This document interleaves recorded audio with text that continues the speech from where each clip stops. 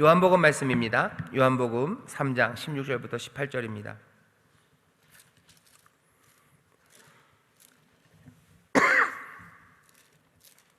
요한복음 3장 16절부터 18절 말씀.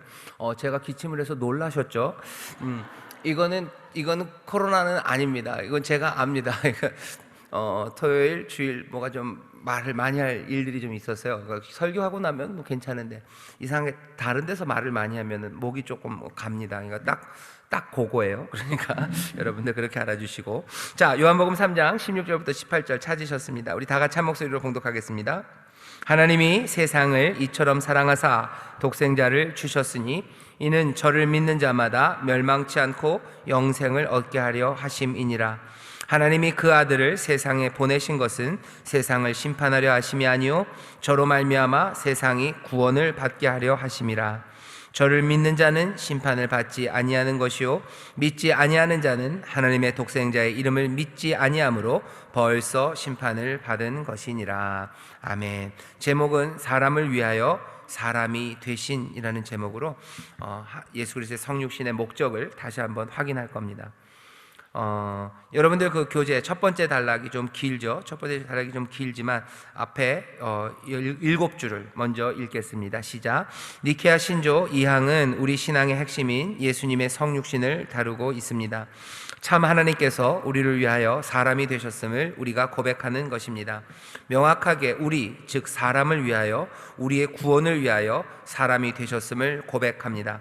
조금 복잡하기는 하지만 신학적으로 중요한 요소이기 때문에 원문을 그대로 번역해 볼 필요가 있습니다.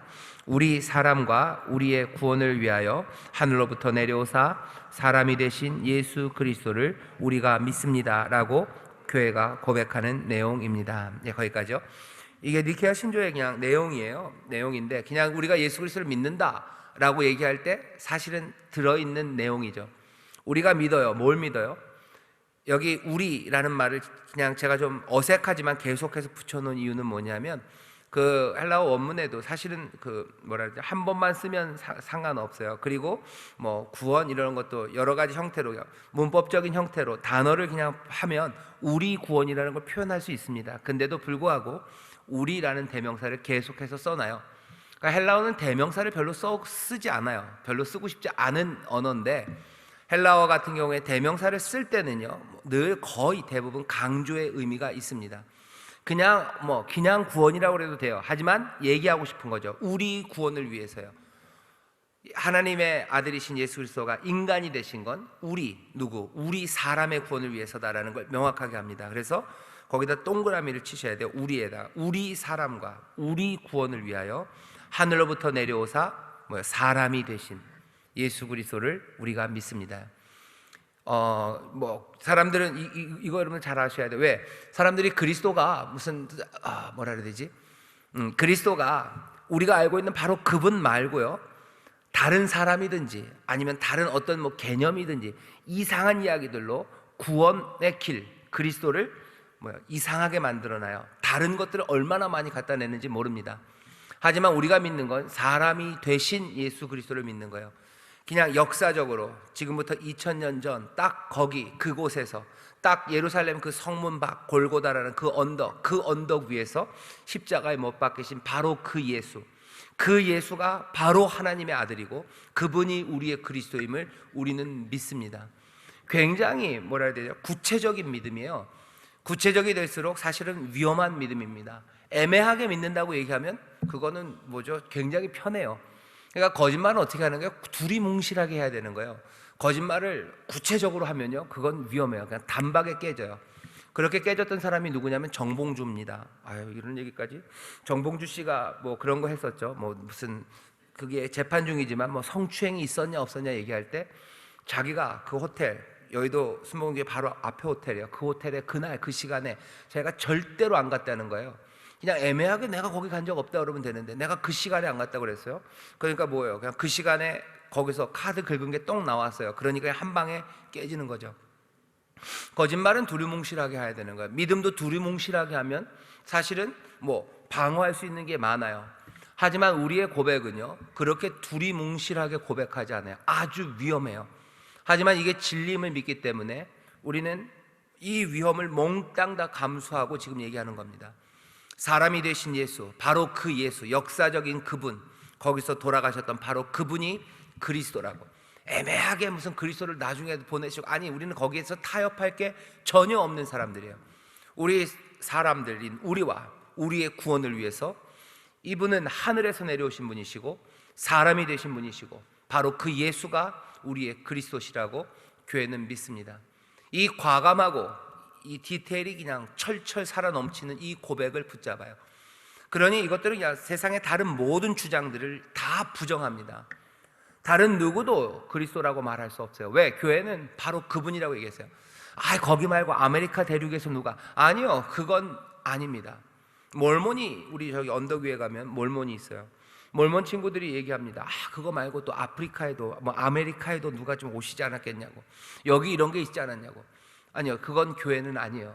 자기들이 교회라고 얘기하면 그건 딴 겁니다. 적어도 교회는, 어떤 교회든지 교회는 늘 그렇게 고백해 왔어요. 우리 사랑과 우리 구원을 위하여 하늘부터 내려오사 사람이 되신 예수 그리스도를 우리는 믿습니다. 그 믿음을 여러분들 붙잡으셔요. 여기에서 얘기하는 거면 우리를 위하여 오셨어요. 그리고 우리의 구원을 위하여 오셨어요. 우리를 구원하러 오셨어요. 아까 우리가 읽은 요한복음 3장 16절 그러죠. 심판하러 온 거 아니다, 구원하러 오셨다라고 분명히 말씀하십니다. 구원을 위하여 오셨어요. 그리고 뭐라고 고백해요? 그래서 사람이 되셨어요. 우리가 이 내용은 알지만 이 내용을 받아들이기가 사람들이 어려운 이유는 이 마지막입니다. 우리를 위하여 오셨다면 좋죠. 게다가 우리의 구원을 위하여 오셨다면 박수치고 환영할 일이죠. 그런데 사람들을 앵하게 만드는 건 사람이 되셨다는 거예요. 하나님이 사람이 되셨다는 게 뭐 대단한 능력인 것 같아요. 그죠? 그 변화를 만들어냈다면 대단한 능력인 것 같지만 우리의 구원을 위해서는 한 개도 유익하지가 않은 것 같죠. 사실은 생각해 보면 그렇습니다. 우리를 구원하려면 사람이 되시면 안 돼요. 기왕에 되실 거면 뭐가 되셨어야 돼요? 슈퍼맨, 아니면 무슨 어벤져스 이런 거 되셨어야죠. 그런데 우리를 위하여, 우리의 구원을 위하여 사람이 되셨다는 것, 이것이 우리를 혼란하게 만드는 겁니다. 그 다음 단락 우리 읽어보죠. 그 내용입니다. 시작. 그런데 조금 이상합니다. 사람을 위해 우리를 구원하시려면 사람으로 오시면 안 될 것 같습니다. 약한 자를 구원하시려면 강한 자가 오셔야만 할 것 같은데 그분은 우리와 똑같은 모습으로 육신을 입으셨습니다. 사람을 구하기 위해서는 슈퍼맨이 와야 한다는 것이 상식적인데 예수 그리스도는 그렇게 하지 않으셨습니다. 연약한 모습으로 우리와 함께 고난과 조롱을 몸소 받으셨습니다. 우주 만물을 만드신 하나님의 아들이라기에는 너무나 초라하고 볼품없어 보이기까지 했을 것입니다. 메시아를 고대하고 있었던 이들에게는 더욱 아쉽고 실망스럽고 믿기 어려웠을 것입니다. 유대인들에게는 그래서 십자가의 도는 거치는 돌이에요. 이거 받아들일 수가 없어요. 우리를 구원하러 올 메시아가 사람으로 오신다고? 말도 안 되죠. 다윗의 자손으로 와야 돼요. 메시아, 뭐 특별한 능, 적어도 다윗보다는 더 훌륭해야 되죠. 슈퍼맨으로 와야 될 것 같은데 누가복음을 보면 강보에 쌓여 구유에 누이신 너희가 주를 본대요. 이건 말도 안 되는 거예요. 주는 구유에 누이시면 안 돼요. 교회에서 하도 구유 그러니까 구유가 낭만적이죠. 사실은 한 개도 안 낭만적입니다. 구유가 뭐예요? 그 말들이나 아니면 소들이 염을 먹는 염을통이에요. 염을통에 누였다라는 얘기는요, 그냥 거의 느낌이 뭐예요? 그냥 버림받은 그런 느낌이에요. 강보에 쌓여서 구유에 누였어요. 강보에 쌓여서 개밥통에 던져진, 이런 뜻이에요. 개밥 그릇에 있으신 그이가 너희의 구주시다라고 얘기하는 거죠. 사실은 이게 뭔가 싶어야 되는 거야. 목자들, 이게 뭔가. 교회는 구유? 그게 늘 낭만적이에요. 그죠? 크리스마스 낭만, 아이들이 맨날 구유 거기에 놓이면 거기 그 구유에서는 뭐가 무슨 아로마 향이 날 것 같죠? 그리고 그 구유에 뭔가 손이라도 담그면 모든 병이 날 것 같죠? 아니에요. 그냥 말과 그리고 소 그리고 양들이 염을 먹는 짐승들의 밥통입니다. 그 밥그릇에 누워 있다는 거예요. 이건 슬픈 이야기죠. 세상에 이거보다 더 슬픈 이야기가 없을 만큼 슬프죠. 아무리 가난한 엄마 아빠라도 아이를 그렇게 그 구유에 놓인 경우들이 얼마나 있을까요? 추운 시간에 아이를 강보에 쌓여서 구유에 누이신 그이가 너희의 구주시다. 말도 안 되는 이야기가 사실은 들린 겁니다. 그러고 너는 천사들은 뻔뻔하게 노래를 부르는 거예요. 하나님께는 영광이, 하늘에는 영광이, 땅에는 기뻐하심을 입은 모든 사람들의 평화라고 그 뻔뻔한 노래를 부르고 간 겁니다. 말도 안 되는 노래를 부르고 간 거예요. 그런데 또 그 말도 안 되는 이야기를 듣고 목자들은 또 그것을 찾아서 나와 그곳에 경배합니다. 우리가 고백한 이 고백이요, 세상과 얼마나 다른지를 보셔야 돼요. 아까도 제가 말씀드린 것처럼 세상의 두려움과 공포예요. 하지만 은혜를 믿는 믿음의 사람들이 사랑에 따라 행하는 것이 얼마나 세상과 다른 것들을 우리가 믿고 가는지 보셔요. 우리는 그렇게 고백한 사람들이에요. 그 예루살렘 그 성문 밖에 골고다에서 십자가에 돌아가신 그 예수가 그리스도시다, 그분이 우리를 위하여, 우리의 구원을 위하여 오신 분이다 라고 믿는 것이 얼마나 말도 안 되는 일인지. 교회는 2000년을 그걸 붙잡고 온 겁니다. 그러니 십자가의 도가 사람들에게는 어리석고 말도 안 되는 것 같지만 그것이 구원받는 우리에게는 하나님의 능력이에요. 그것이 구원의 능력임을 이 땅에 증거하는 사람들. 사람의 힘과 능으로 안 됩니다. 오직 성령이 너에게 임하시면 너희가 권능을 받고 그 힘으로, 그 힘은 무슨 장품 같은 것만은 아닐 겁니다. 물론 병 고치는 능력과 복음의 능력과 지혜와 사랑과 은혜와 고난을 극복하고 있는 모든 것들을 성령님이 우리에게 능력으로 주셔서 예루살렘, 유대, 사마리아 땅끝까지 이르러서 그리스도 나의 증인이 되게 한다고, 그 구원의 증인이 되게 하는 그 일을 맡기셨고, 교회는 그 일을 여지껏 하나씩 눈물과 기도로, 또 하지만 하나님이 주시는 은혜와 평강으로 그 일을 감당해 온 사람들이에요. 그 가운데 삶의 충만함과 영생이 여기에 있다고 고백하고 노래한 사람들이에요. 그러면서 세상 사람들을 위로하고 그리고 세상을 새롭게 만들어갔던 사람들이 바로 믿음의 사람들, 교회입니다. 지금도 마찬가지예요. 우리가 고백하는 고백을 잘 들으세요. 우리가 믿습니다. 예수 그리스도를 믿는 사람들 뭘 믿는 거예요? 우리를 위하여, 우리 사람을 위하여, 우리의 구원을 위하여 하나님이 사람이 되셨음을 믿어요. 연약하게 되셨음을 우리는 믿어요. 그 연약한 그분이 구주임을 믿어요. 그러니 우리의 삶은 그 은혜를 믿는 그 믿음 가운데서요, 주님 따라 달리 살아갈 수밖에 없어요. 그것이 어떤 능력인지 우리에게 분명히 보여주셨습니다. 다 이해할 수는 없어요. 하지만 교회는 이 고백 위에 서 있습니다. 성육신 하셨죠. 흔들릴 수 없는 신성이, 이건 다 시간이 없으니까 넘어가고요. 다 설명할 수는 없어요. 그 다음 단락입니다. 같이 읽어보시죠. 꽤 길지만 그냥 간단하게 얘기하면 이 얘기예요. 읽겠습니다. 시작. 예수님께서 실현하시는 구원의 방식은 특별합니다. 세상 사람들이 생각하는 찬란하고 웅장한 이야기가 아니라 어리둥절하게 만드는 반전 스토리입니다. 예수님께서 이 땅에 내려오시려는 그 구원의 계획은 언제, 어느 시점에 세워졌을까요? 하나님께서 사람을 만들기 전에서부터라고 주장하는 신학자들도 있고, 아담과 하와가 죄를 짓고 나서 바로 그 순간에 하나님의 계획이 세워졌다고 주장하는 신학자도 있습니다. 그렇다면 아담과 하와의 원죄가 없었다면 성육신 하신 예수님은 아예 등장하지 않으실 수도 있었을까요? 성육신 사건은 우발적인 것일까요? 많은 의견들이 있습니다. 그러나 중요한 것은 이렇게 하나님의 의지, 하나님의 계획을 시험하는 것은 매우 위태로운 것입니다. 사람의 논리와 사람의 계획은 도움이 되지 못합니다. 니케아 공회와 우리가 함께 고백하는 내용은 아주 간단하고 명료합니다. 우리의 구원을 위하여 여기 예수 그리스도께서 사람이 되셨다. 예수님은 태초 전부터 삼위일체 하나님으로 계셨습니다. 안 계실 수도 있는 하나님이 아닙니다. 우리는 이 진리를 있는 그대로 간단하게 은혜로 받아들이고 고백하면 된다는 것이 사도신경 니케아 신조인 것입니다. 어느 지혜자도 어느 랍비도 유명한 신학자도 성육신 사건에 대하여 명확하게 설명할 수 없습니다. 하나님의 계획과 하나님의 의지를 낱낱이 파헤치려 해서는 안 됩니다. 시몬 베드로의 고백과 같이 깨닫게 하시고 보게 하시고 알게 하시는 은혜가 우리 가운데 임하길 소원합니다. 아멘. 이 얘기는 뭐냐면 이런 거예요.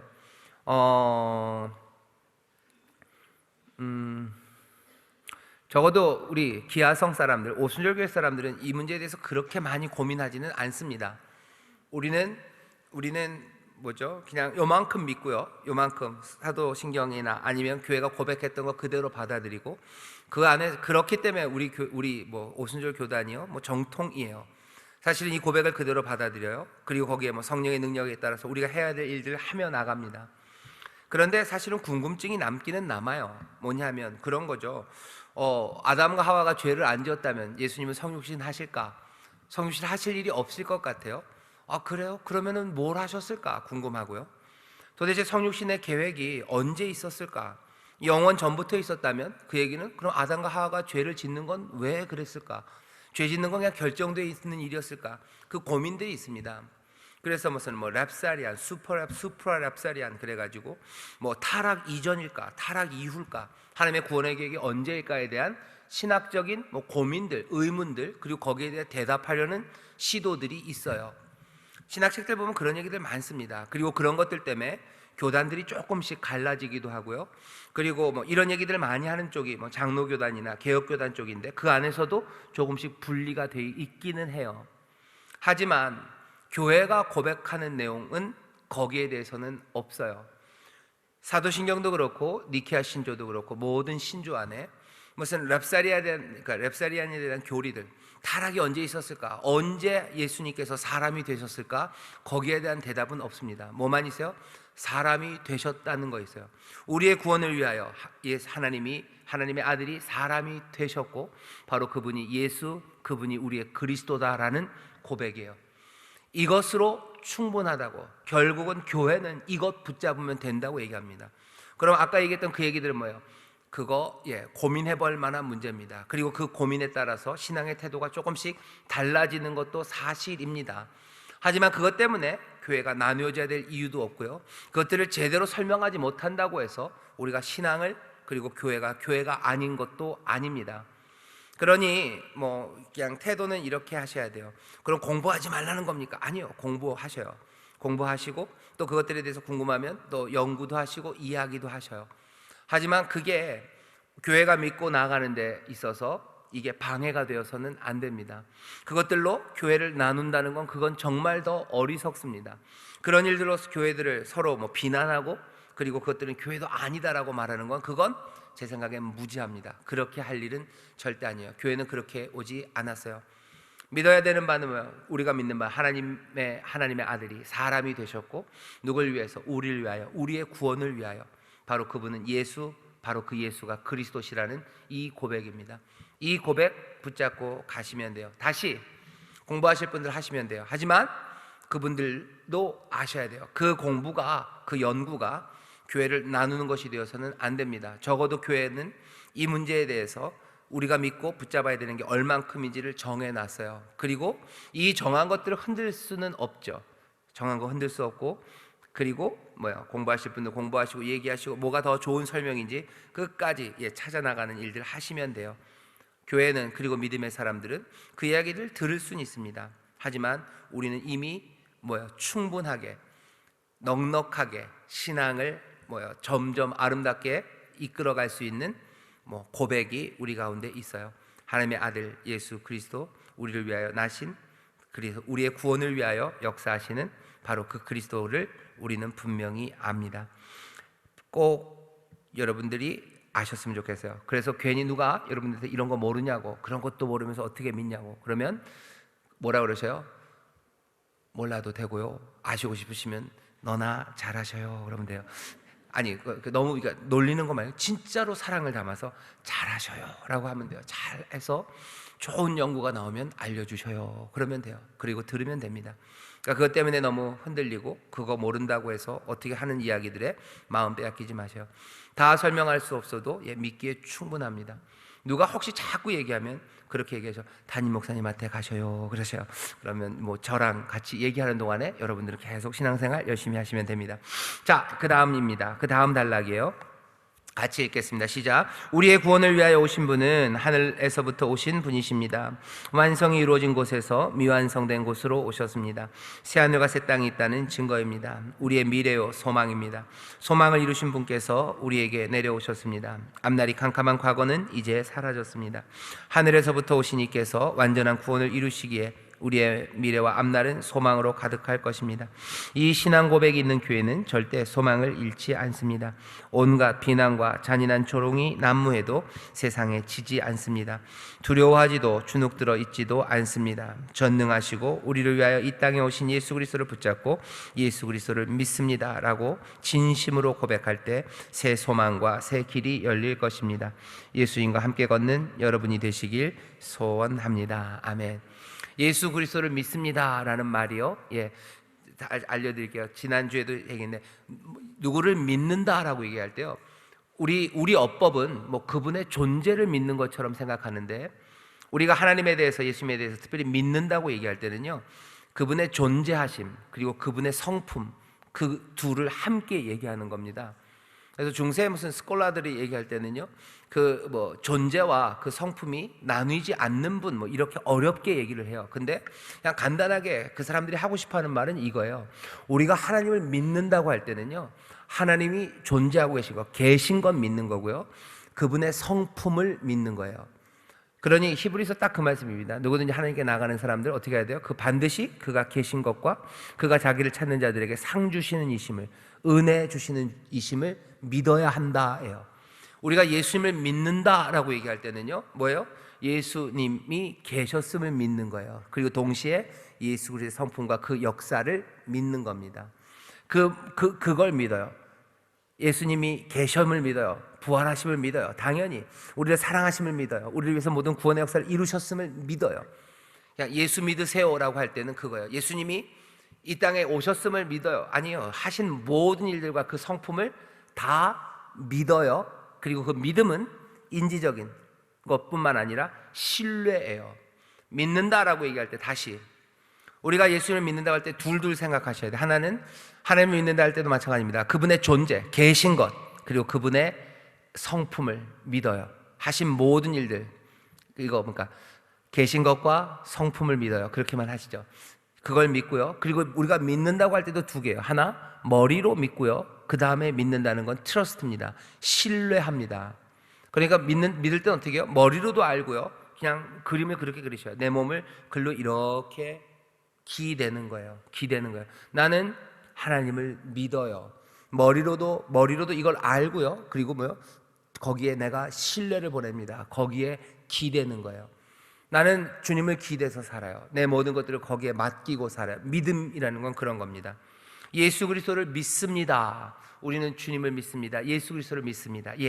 예수가 당연히 이 땅에 오신 하나님의 아들이고 하나님이 육신이 되신 분임을 믿어요. 그리고 그분의 모든 은혜로우심을 내가 믿어요. 머리로 할 뿐만 아니라 나는 거기 내 삶을 몽땅 다 기울여요. 기울인다는 건 그런 거예요. 몽땅 다 드릴 때 기울여지는 겁니다. 우리는 그렇게 예수를 믿는 사람이에요. 신앙을 고백할 때마다, 우리의 믿음을 고백할 때마다 우리는 이 귀한 은혜를 다시 한번 확인하는 겁니다. 성육신, 그것은 우리에게 소망이 됩니다. 성육신은 소망이에요. 여러분들 이 얘기는 나중에 더 해야 될 것 같아요. 자, 한 걸음 내딛기 한번 읽고 마치죠. 시작. 예수님은 우리 인생들의 구원을 위해 오신 분이십니다. 가장 선하시고 온전하신 방식으로 오시고 구원하심을 믿습니다. 그 방식은 참 하나님과 참 인간으로 오셔서 구원하시는 방식이었습니다. 우리는 그 구원의 선하심과 온전하심을 믿습니다.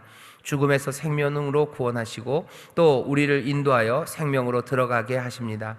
구원하심에 감사하고 인도하심에 순종하여 주가 우리에게 주시는 생명이 온전하고 풍성하게 이루어지도록 합시다. 아멘. 우리는 하나님이 가장 좋은 방식으로 그리고 분명하게 온전한 방식으로 우리를 구원하심을 우리는 믿습니다. 그러니 믿으셔요. 그리고 순종하셔요. 믿고 순종하는 가운데 가장 좋은 것들을 마련해 놓으셨으니 가장 좋은 것으로 우리를 채워 주실 줄 믿습니다.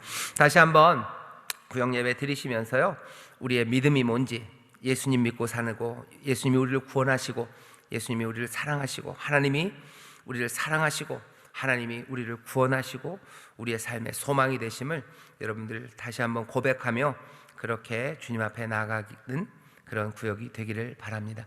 기도하겠습니다. 하나님 감사합니다. 예수 그리스도를 고백하는 이들입니다. 믿음으로 나아갑니다.